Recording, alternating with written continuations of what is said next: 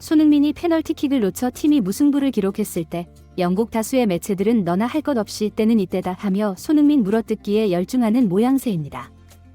특히 스포츠계에서 최고의 공신력을 보여주는 한 매체의 손흥민 비판 기사가 터져나오면서 영국 현지 축에는 손흥민은 이제 거의 끝물이다 라는 조롱 섞인 평가가 고개를 드는 상황입니다. 그러나 몇몇 전문가들은 매체의 이름값 때문에 손흥민에게 대단한 문제가 생긴 것처럼 보이지만 사실은 알고 보면 가짜 뉴스의 보도라고 말하면서 손흥민은 부스의 경기 후 과거에는 절대 하지 않던 행동까지 하면서 올분을 토해 그의 심경에 심각한 변화가 일고 있다는 다소 충격적인 분석을 내놓아 팬들의 관심이 집중되고 있습니다. 손흥민은 울버햄튼의 경기 후를 놓쳐서 동료들에게 정말 미안하다고 말하면서 팀이 지금 어려운 상황인데 내가 해결했어야 했다. 팀에 부상자가 많고 체력적으로 힘든 상황인데 이 부분을 구단도 고려를 했으면 한다. 고다소 이례적인 말을 해 팬들이 주목을 하고 있는 것이 사실입니다. 손흥민이 PK 실축하며 다수는 너나 할 것 없이 나서서 손흥민은 이제 한물 같다는 기사를 쏟아내고 있습니다. 영국판 디 애슬레틱은 손흥민 팬들에게는 불편하고 어려운 문제이겠지만 이제 손흥민의 부진에 대해 말할 때가 되었다는 자극적인 기사 제목을 통해 손흥민의 기량이 하락했다고 주장했습니다. 내용을 기어 간략하게 요약을 하자면 이 매체는 그 근거로 지난 시즌에는 페널티 박스 안에서 슈팅을 자주 했던 손흥민이 이번 시즌에는 페널티 박스 바깥에서 슈팅을 하는 것이 문제이고 이것이 기량 하락의 증거라고 주장하고 있는데요. 이 기사를 접한 일부 전문가들은 디 애슬레틱 제 해리스 기자는 적어도 디 애슬레틱이라는 매체의 명성에 먹지를 하지 않으려면 손흥민의 경기를 적어도 하나쯤은 전체 리뷰를 하고 글을 썼어야 했다고 일침을 가했습니다. 이들은 이 기자는 자신의 주장을 합리화하기 위해 편향된 몇몇 자료들을 취합. 손흥민의 기량이 마치 하락한 것처럼 말하지만 손흥민이 부진했던 경기 중 단 2경기라도 리뷰했다면 절대 저런 기사를 쓸 수 없었을 것이다. 수많은 데이터 중에 딱 저 데이터 하나만 가지고 글을 쓴 것을 보면 기자가 게으르다고 일침을 가했습니다. 이들은 이어서 손흥민이 부진한 경기들을 살펴보면 거의 예외가 없이 수비적인 부담을 엄청나게 떠는 경우에 이런 부진이 생기는데 올브스전이 대표적이었다.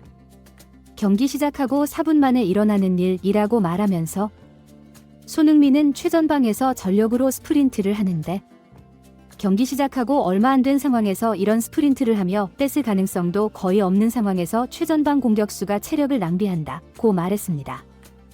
일부 팬들은 경기 초반부터 저렇게 손흥민이 스프린트를 하는 줄은 몰랐다고 말하면서 공격을 하는데 체력을 모두 쏟아부어도 될까 말까 한 상황에서 저게 뭐 하는 짓인지 암담하다고 한숨을 쉬었습니다.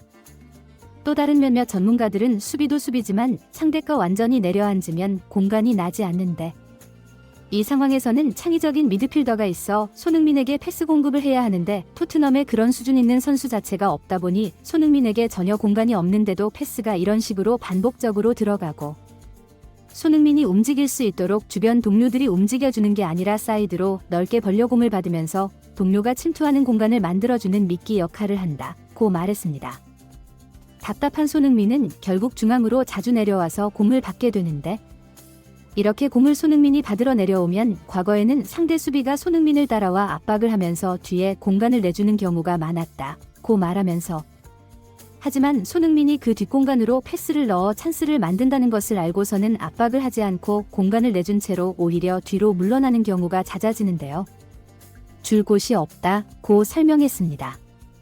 결국 손흥민은 어쩔 수 없이 공을 가지고 미드필더처럼 운반을 하는데 그 거리가 거의 40여 미터 전후라고 말하면서 이런 역할 역시 손흥민의 체력을 다 갉아먹는다고 말했습니다.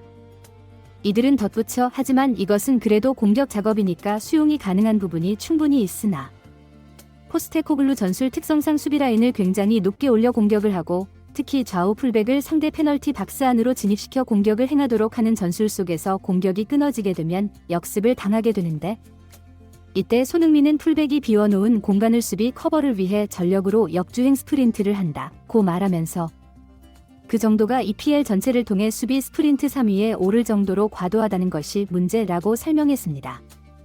이걸 마치 손흥민이 대단한 체력을 가진 것처럼 매체들이 호들갑을 떨었으나 이들의 이런 시각이야말로 진정한 추태라는 증거라고 말하면서 이런 역할들이 손흥민의 현재 부진을 만들어냈다. 정리하자면 손흥민은 공격을 하기 위해 페널티 박스 안에 있어야 하는 선수가 페널티 박스 바깥에서 너무 많은 역할을 수행한다는 게 문제라고 말했습니다. 이것은 손흥민의 수비 지표인데 한 경기당 수비 지역에서 드리블을 해서 공을 이동시키는 횟수가 한 경기당 0.95이고 경기당 클리어 횟수가 0.5회이다. 이건 공격 수치고 굉장히 숫자가 높은 편이라고 말했습니다. 이 분석을 접한 일부 팬들은 손흥민이 포스테코글루 전술 속에서 완전히 갈려나간다고 말하면서 만약 손흥민이 위르겐 클롭 같은 유연한 전술을 쓰는 감독을 만났다면 살라처럼 날아다녔을 것이라고 말했습니다. 그러나 이 주장에 대해 또 다른 일각에서는 살라가 보여주는 공격 스탯에 비하면 손흥민은 비빌 수조차 없는데 느닷없이 무슨 살라와 손흥민을 함께 언급하냐며 살라가 훨씬 골도 잘 넣고 어시스트도 많은데 손흥민 따위를 살라와 비교하다니 어이가 없다고 반박하는 것이 사실입니다. 몇몇 전문가들은 데이터가 무슨 의미가 있는지도 모르기 때문에 저런 이상한 소리를 하는 것이라고 말하면서 살라는 손흥민처럼 페널티 박스 바깥에서 수비적인 역할을 하지 않고 최전방에서 압박 같은 것은 더욱 하지 않는다고 말했습니다. 이것은 살라의 수비 지표이다. 살라는 앞선 손흥민과 달리 수비할 때 한 경기당 볼 운반하는 횟수가 0.1이고 수비 커버를 해서 클리어하는 횟수 역시 0.2회이다. 살라는 거의 페널티 박스 안쪽에서 공격하는데 자신의 거의 모든 체력을 쏟아붓게 되는데 그는 이번 시즌 총 70번의 슈팅을 했고 페널티 박스 안에서 슈팅만 67회이다. 페널티 박스 바깥에서는 겨우 3번 슈팅을 했는데도 불구하고 빅찬스 미스가 14번이다.